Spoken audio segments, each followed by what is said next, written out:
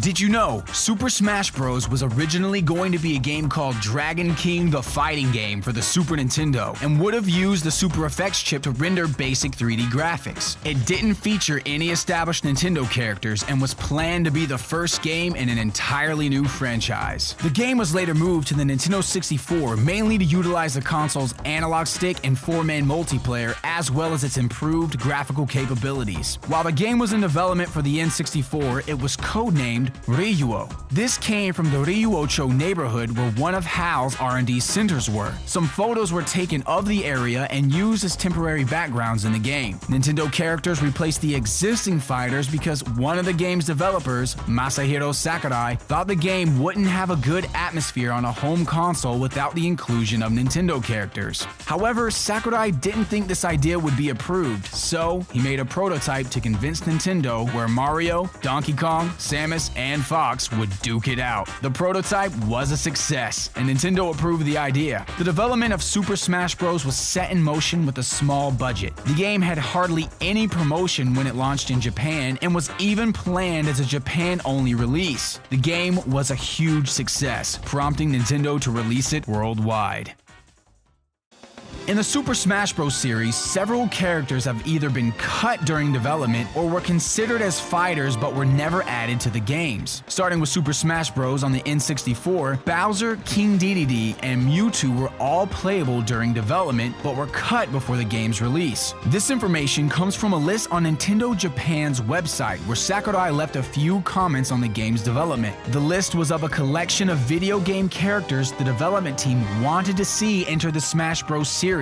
Bowser, Peach, Wario, King Dedede, Ganon, Mewtwo, Mew, Toad, and even Banjo and Kazooie and Rare's depiction of James Bond scored highly on the list, giving us some insight as to who could have been considered during the game's development and who may have also been considered for Super Smash Bros. Melee. For Super Smash Bros. Melee, the developers wanted a fighter to represent Nintendo's 8-bit era. The Ice Climbers were eventually chosen as 8-bit ambassadors, but several other characters were also seen as potential fighters. The Excitebike Racer from Excitebike, Balloon Fighter from Balloon Fight, Urban Champion from Urban Champion, and Bubbles from Clu Clu Land were all considered as playable characters. Sakurai thought the Ice Climbers would fit best, and the only reason the Excitebike Racer wasn't chosen was because Sakurai didn't know how to make him believably jump around. The creator of Metal Gear, Hideo Kojima, had requested Solid Snake be in the game, but due to time constraints, he couldn't be added to the game's roster. A similar event occurred with Sega's Sonic the Hedgehog. Sonic's creator, Yuji Naka, stated Sonic was planned to be in Melee, but the plan fell short due to time constraints. It's also been said that King Dedede wasn't added to Melee because Sakurai said as the creator of Kirby, he didn't want to overrepresent his own series. There's also evidence suggesting Giga Bowser was playable at one point in development, though this could have just been for testing purposes.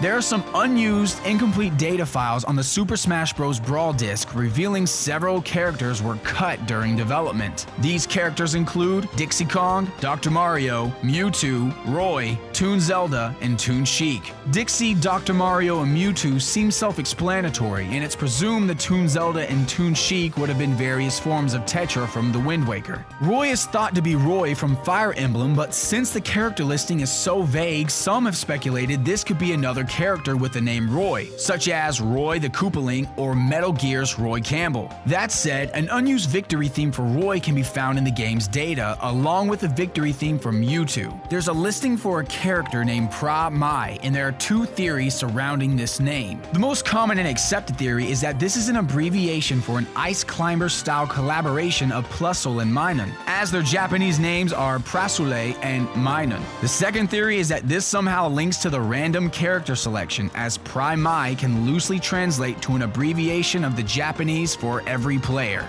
There's also an unused jumping animation for the Pokemon trainer, and though some have speculated he may have been playable on his own, it's more likely he was originally planned to jump around the screen and follow the fight in large areas like the Subspace Emissary. There are also unused textures in the game's data suggesting the characters were originally going to show battle damage during fights. Captain Falcon's helmet and Meta Knight's mask would crack, and Link's sword and shield would show scratches and possibly even break.